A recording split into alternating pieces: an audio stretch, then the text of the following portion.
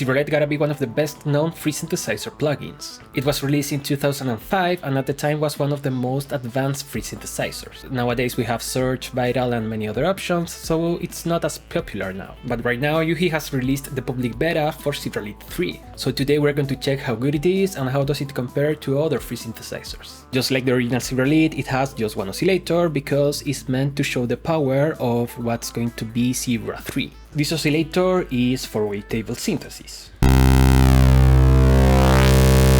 It has the basic controls, a wavetable position, one envelope, two LFOs, a very complex MSEG that can be considered an MSEG table, but more of that later, and two effects, delay and reverb. It also has a mode matrix and you can also set the modulation with these labels that say none. So at first glance is nowhere near as advanced as Viral or Surge, in terms of effects, amount of modulation, amount of oscillators and more. But for me the real power of this synth is not in the amount of features, because more than just a synthesizer, this is a wavetable designer powerhouse, and I gotta say it's one of the most easy to understand that I have used. You know what else is free? Giving a like to this video. Seriously, please do that and subscribe to the channel, that means a lot to me. Thank you so much. Right now the oscillator goes from this point, a saw, to this, a triangle. We can add different points to change the waveform of the selected frame. But the real deal is here on the edit page. For basic controls, by right-clicking anywhere on this line, you can add more frames and with different options. By default, the wavetable is created by morphing between one shape to the other.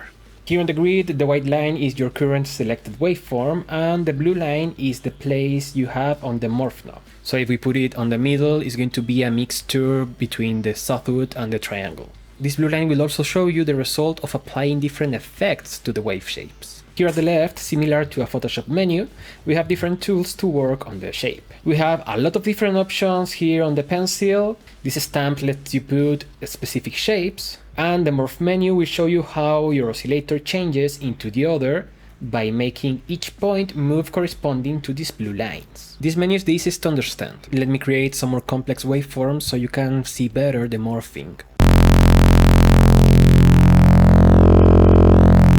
I uploaded 10 presets for Zebralette 3 to my Patreon and my members page. You can get a lot of presets, Bitwig projects, early access to my videos, Q&As and many other benefits. So consider joining the one you like the best. Both have the same benefits. For instance, the ease will change the curvature of the lines. This other icon will let you choose different transition options, which will change the direction of the light blue lines. On the Edit tab, you can find anything to change the form of the wave, even a simple brush which will let you draw the points. And by the way, when you hover your mouse on any icon, it will show the name right here at the top. The options on guides will affect the grid and the snapping to it. On options, you find the edit behavior like the line tension or shapes. Add points will only add points with one click. Point split will convert a point into two and will create a line between them. If you go up, it's going to create a wider separation between those. And then we have the manipulate options, which will apply different shapes that it's better understood if we look at it.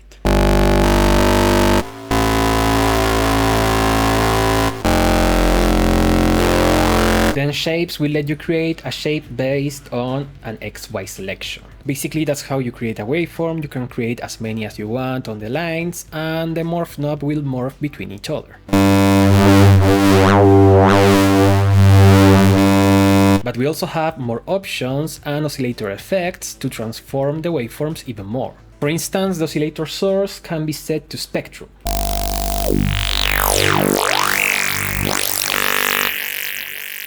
We can also change the renderer type to additive. This will let you choose the amount of harmonics. It's going to change the sound a lot and it has its own modifiers.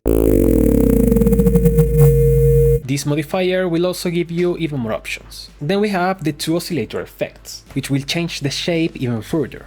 Some of these are spectral, maybe all of them, I'm not really sure, but they can change the waveform in many ways.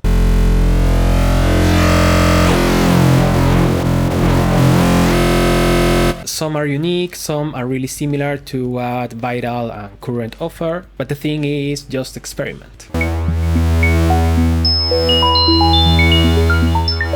Now the icing on the cake for me is being able to export the wavetable. You just have to right click the grid and select export as wave file. And then you can open the wavetable into any other wavetable synthesizer that you have.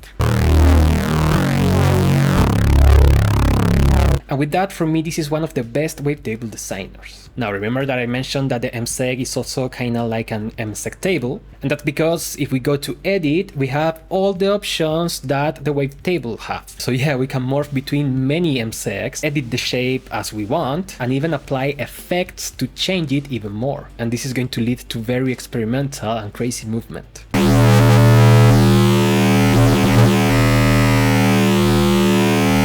I had a lot of fun with Zebralette 3. I even think that I spent more than an hour designing just one wavetable, but just because it's so fun, not because it's complicated. It's straightforward, easy to learn, and I'm repeating myself, it's the best wavetable designer I've used. But what do you think about Zebralette 3? Let me know your opinion in the comments down below. Thank you so much for watching, I will see you next time, and bye bye!